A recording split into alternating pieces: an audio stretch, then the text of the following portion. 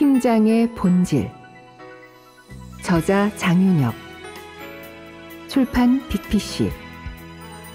낭독 이자영.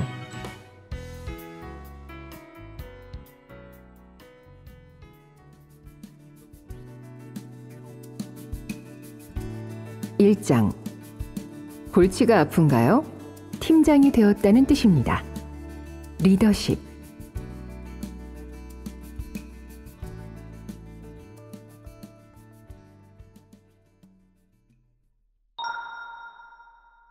팀장은 타고나는 것이 아니라 만들어지는 것이다.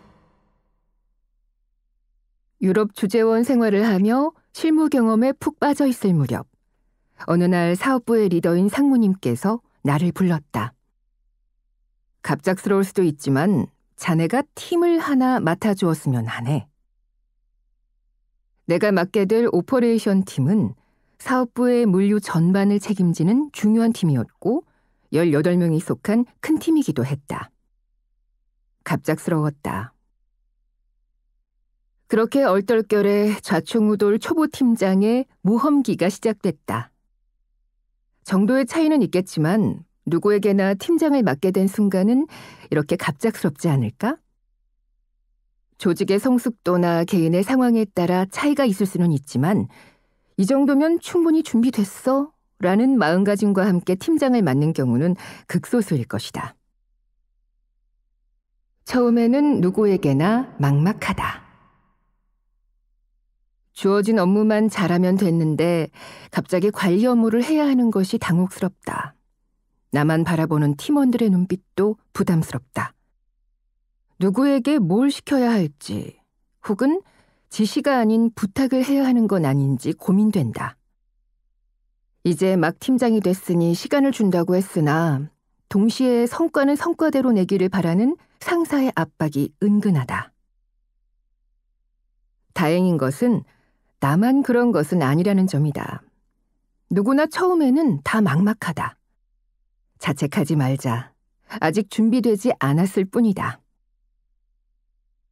팀장은 타고나는 것이 아니라 길러지는 것이다. 다행인 것은 리더의 역량도 경험을 통해 습득할 수 있다는 것이다. 성향에 따라 속도의 차이가 있을 수는 있지만 노력하면 된다. 아직 체계적인 방법론과 필요한 경험이 부족할 뿐이다. 나도 얼떨결에 팀장이 되고 나서 막막한 만큼 책을 찾아보고 좋은 리더들에게 묻고 거기서 배운 것을 빠르게 적용하고 효과가 있었던 것들을 기록했다.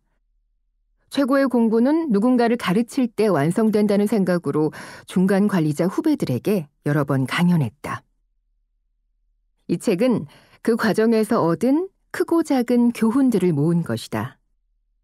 직접 부딪혀보는 것이 가장 큰 스승이지만 그 전에 어떤 선택지가 있고 다른 사람들은 어떤 고민을 했는지 안다면 배움의 속도는 빨라질 수 있다. 나의 리드로 팀원과 팀의 성장을 경험하는 것은 보람 있는 일이다. 이 책이 공동의 성장이라는 즐거움으로 향하는 길에 조금이라도 도움이 되기를 진심으로 바란다.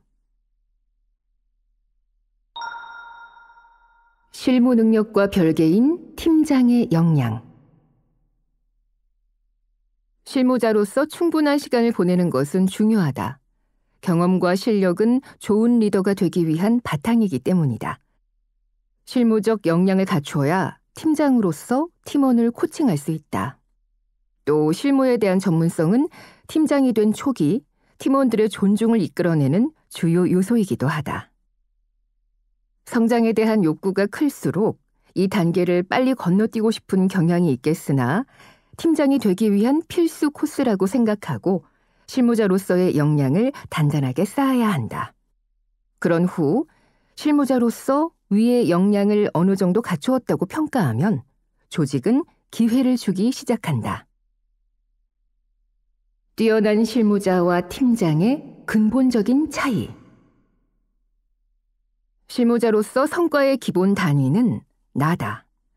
반면 팀장의 성과 단위는 팀이다. 인텔의 전설적인 CEO 앤드루 S. 그로브는 그의 책 하이 아웃풋 매니지먼트에서 중간 관리자는 자신이 관리하는 조직의 실질적인 최고 경영자다라고 정의하면서 관리자의 성과는 그가 관리하고 영향력을 발휘하는 조직의 성과다라고 말했다. 한 회사의 대표가 그 회사의 실적으로 평가받듯 한 팀의 마이크로 CEO인 팀장은 그 팀의 성과로 평가받는 것이다. 팀장은 나에게서 팀으로 무게중심이 옮겨가는 과정이다. 팀장에게 필요한 역량이란? 팀장은 팀원 개개인을 육성하는 동시에 성과도 내야 한다. 그것이 팀을 지탱하는 두 개의 중요한 기둥이다. 그 바탕에는 팀워크가 있어야 한다. 개개인의 성장을 중요시하는 팀 문화가 만들어져야 팀원들이 성장을 위해 마음껏 시간과 에너지를 쓸 수 있고 서로 피드백하고 자극하는 문화가 만들어지면 성장이 가속된다.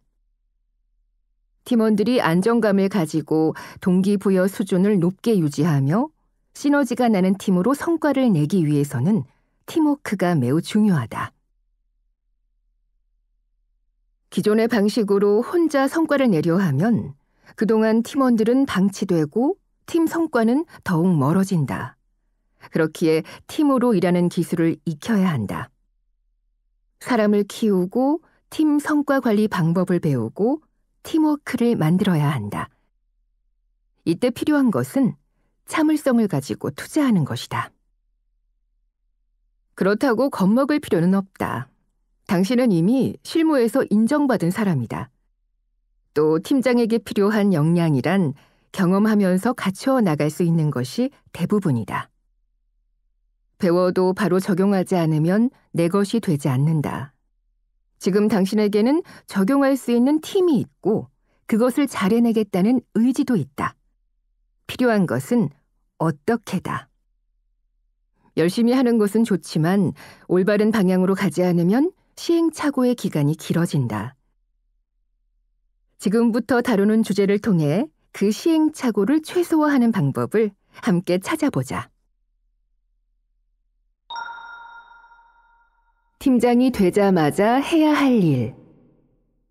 1.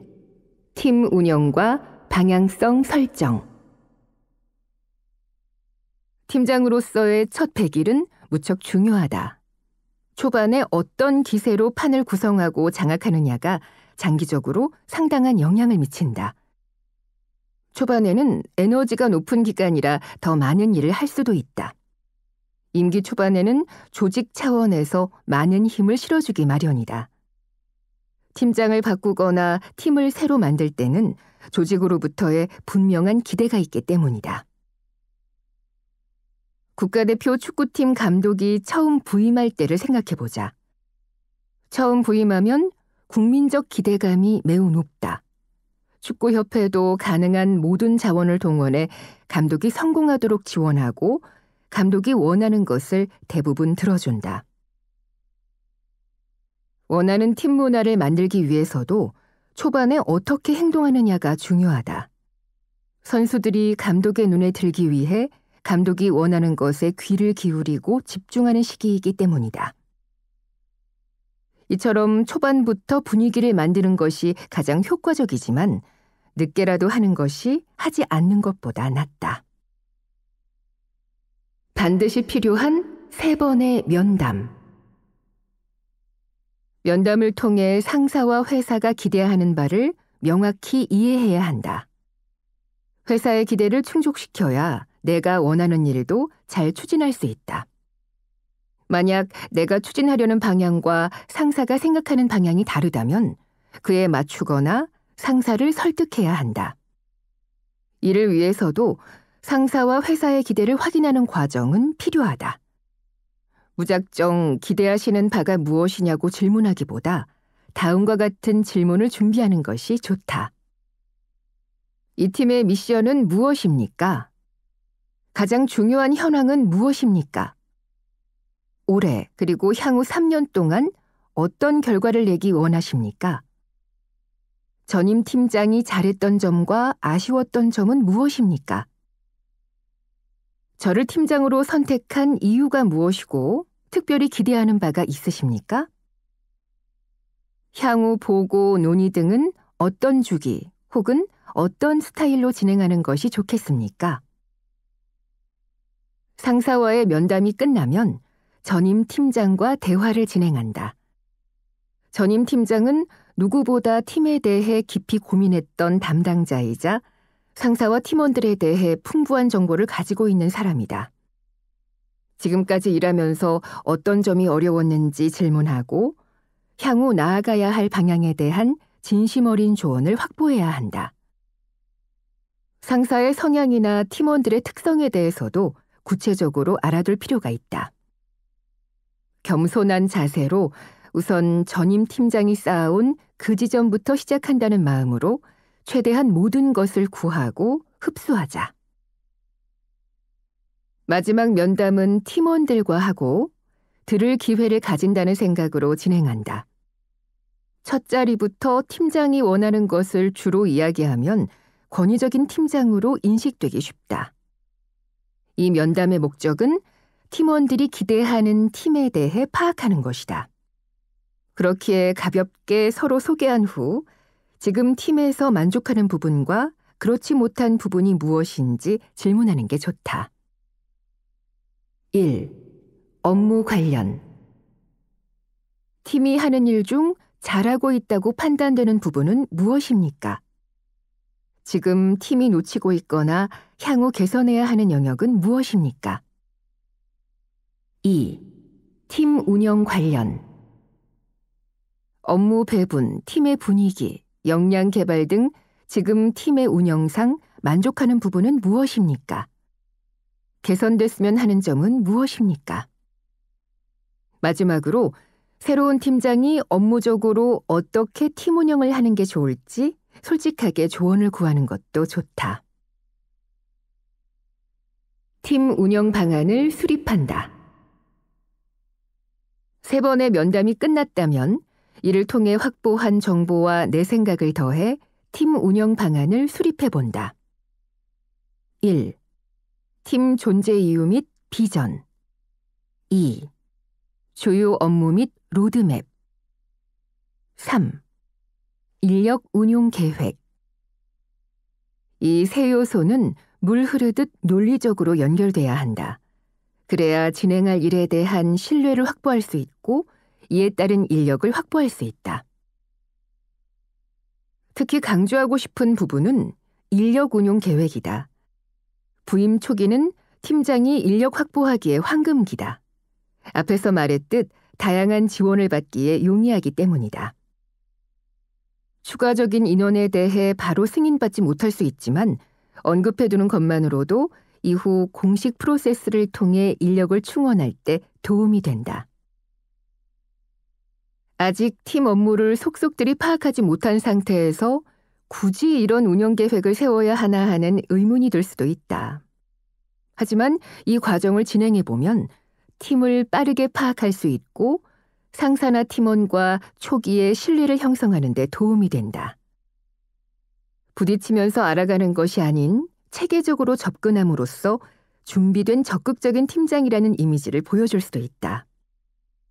무엇보다 이렇게 마련한 팀 운영 방안은 향후 팀을 운영하는 데 단단한 기초 자료가 된다.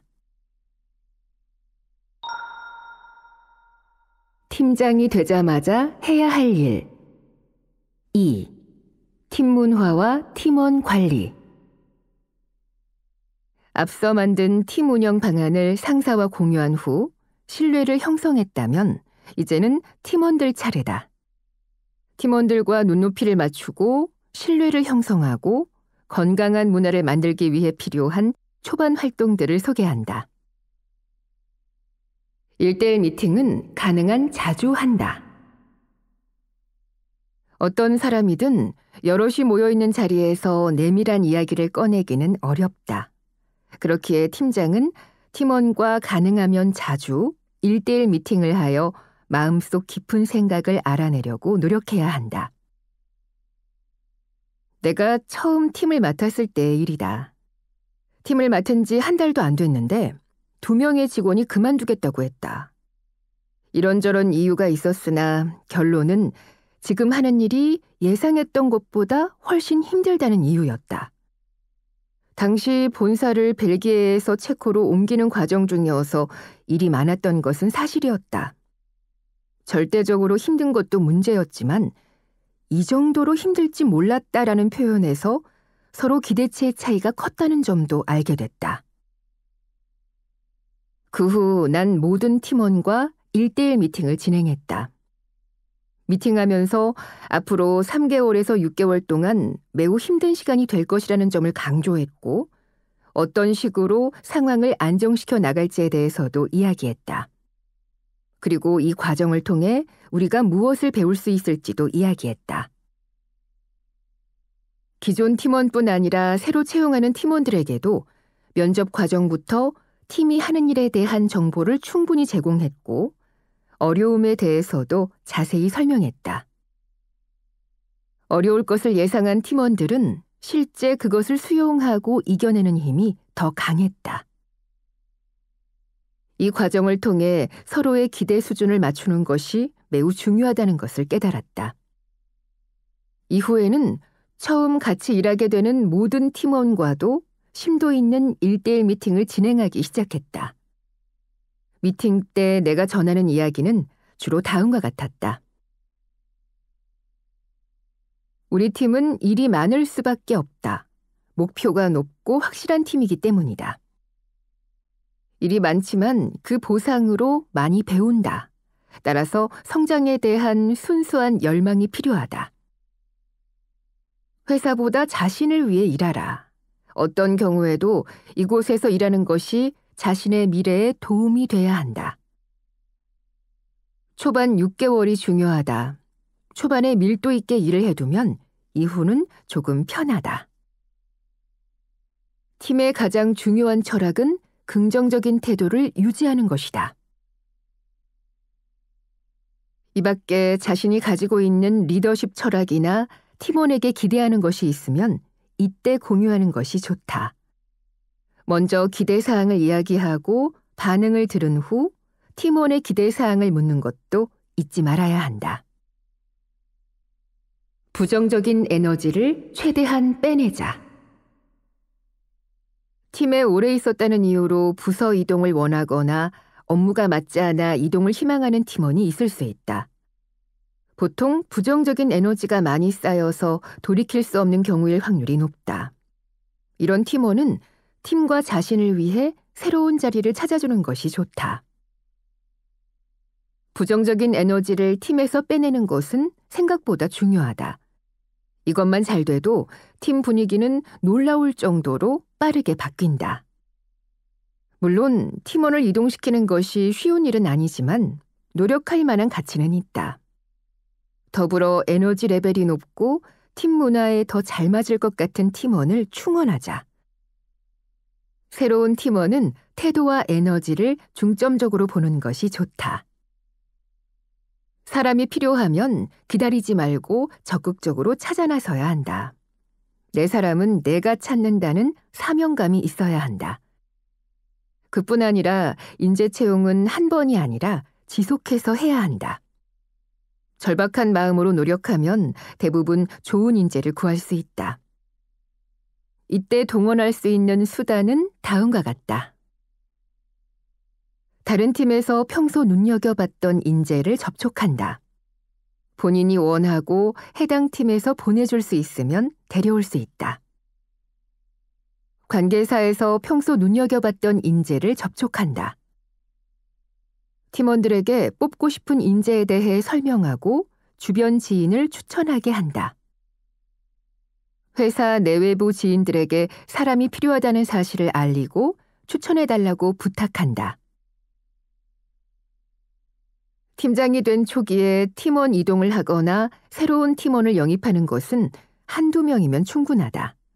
너무 큰 변화가 생기면 기존의 팀원들이 불안해할 수 있다. 팀 운영 방안에 대한 큰 그림을 그리고 팀원들과 눈높이를 맞추며 소수의 인력 구성의 변화를 통해 건강한 팀을 구축하는 것. 이 세 가지가 팀장이 된 초반 100일에 해야 할 핵심적인 활동이다.